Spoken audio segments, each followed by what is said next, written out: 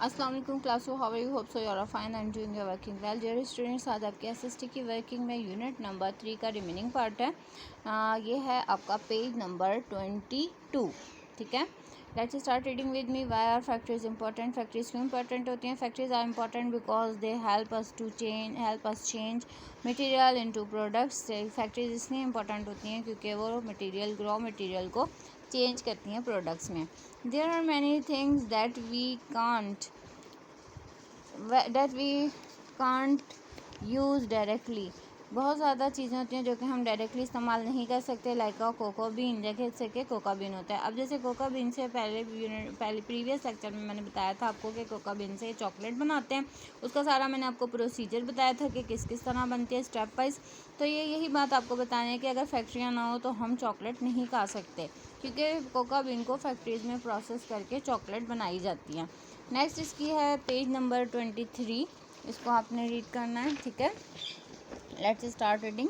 Some things can be use directly. कुछ चीज़ों को हम डायरेक्टली इस्तेमाल करते हैं। For example, we can drink fresh milk after buying it from the milkman. मिसाल के तौर पे हम फ्रेश मिल्क को ऐसे ही इस्तेमाल कर सकते हैं। मिल्कमैन से परचेज करने के बाद हम उसे डायरेक्टली पी सकते हैं। Which of the following things will you find on a farm or a factory. अब इसमें आपने देखना है कि कौन सी चीज़ें फॉर्म में पैदा होती हैं, प्रोड्यूस होती हैं, कौन सी फैक्ट्री में प्रोड्यूस होती हैं। जेली फार्म में नहीं लगती, दरख्त पे नहीं लगती, बल्कि फैक्ट्री में बनाई जाती है। जैम भी फैक्ट्री में बनाई जाती है। लेमन फार्म में प्रोड्यूस होता है, ग्रो करता है। कॉर्न भी फार्म में ग्रो करता है। सोडा फैक्ट्री में बनता है। और चिप्स का जो पैकेट होता है वो भी फैक्ट्री में बनता है। ठीक है, ये आपने राइट करना है अपनी बुक के ऊपर। Wire factories important. फैक्ट्रीज क्यों इंपॉर्टेंट है? Because they change raw material into final product. क्योंकि वो रॉ मटेरियल को फाइनल प्रोडक्ट में चेंज करती हैं, इसलिए फैक्ट्रीज इंपॉर्टेंट होती हैं। नेक्स्ट आपकी जो है टॉपिक वो है factories benefits and problem. Factory key benefits और प्रॉब्लम। अब जो फैक्ट्रीज होती हैं उनके कुछ फ़वाइद भी होते हैं, तो उसके साथ साथ उनके मसाइल भी होते हैं। देखते हैं हम वो क्या हैं।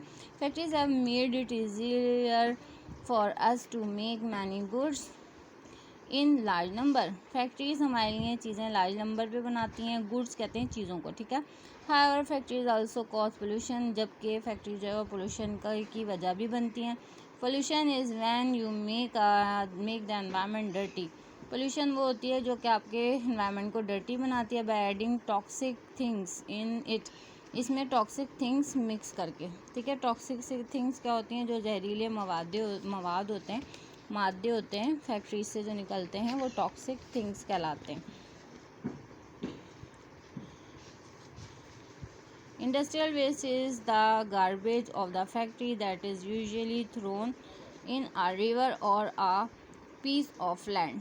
जो गार्बेज होता है, इंडस्ट्रियल वेस्ट होता है, वो गार्बेज होता है जो कि ज़्यादातर रिवर में या ज़मीन के किसी खित्ते पे फेंक दिया जाता है। आपने देखा होगा जब फैक्ट्रीज में प्रोडक्शन होती है तो वो जो रॉ मटेरियल होता है, वेस्ट मटेरियल होता है उनका, वो उसको ऐसे ही थ्रो कर देते हैं कहीं भी, सी में, रिवर में, इन जगहों पे। ठीक है, अभी एक फैक्ट्री है। अभी देखें कि क्या क्या मसाइल हैं। Land pollution and landfill site. ये सारी लैंड पोल्यूशन जो है फैक्ट्री से जो वेस्टेज निकला है उसकी वजह से हुई है।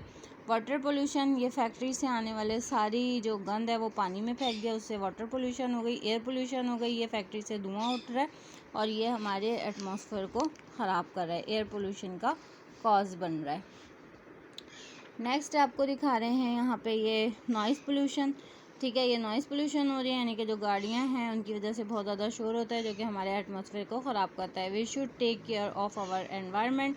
हमें अपने एनवायरनमेंट की हिफाजत करनी चाहिए by getting rid of industrial waste properly. Industrial waste को प्रॉपरली कहीं पर ठिकाने लगा के उससे निजात हमें हासिल करनी चाहिए। अब आपका है बुक वर्क। इसमें यहाँ पे देखें ये क्या क्या आपको दिखाने हैं कि कौन कौन सी पोल्यूशन हो रही है। ये वाटर पोल्यूशन है, लैंड पोल्यूशन है, नॉइज़ पोल्यूशन है और ये एयर पोल्यूशन है। इनके आपने नेम राइट करने हैं और फिर फिल इन द ब्लैंक्स। यहाँ factory is a place where things are made. एक फैक्ट्री वो जगह होती है जहाँ चीज़ें बनती हैं। Product is a thing that is sold to buyer. Product वो चीज़ होती है जो बायर को सोल्ड की जाती है। Industrial waste is the garbage of the factory that is usually dumped in a river or on a piece of land. जो इंडस्ट्रियल वेस्ट होता है वो आमतौर पे वो गार्बेज होता है जो कि ज़मीन के किसी कित्ते पे या पानी में फेंक दिया जाता है। Factories are important because they help us to change raw material into final product. Factories वो जगह होती है जहाँ पे वो रॉ मटेरियल को फाइनल प्रोडक्ट में चेंज करते हैं। We should take care of our environment by getting rid of industrial waste properly. हमें अपनी एनवायरनमेंट की हिफाजत करनी चाहिए। जो इंडस्ट्रियल वेस्ट होता है उसको प्रॉपरली कहीं थ्रो करके। डियर स्टूडेंट्स, इसकी आपने अच्छी तरह रीडिंग करनी है और नीचे आपको ये वर्ड दिए हुए हैं। फैक्ट्री का मतलब बताया is a place where things are made. Raw material natural resource use to make things. Product a thing which is sold to buyer, जो चीज़ बायर को बेची जाए। पैकेज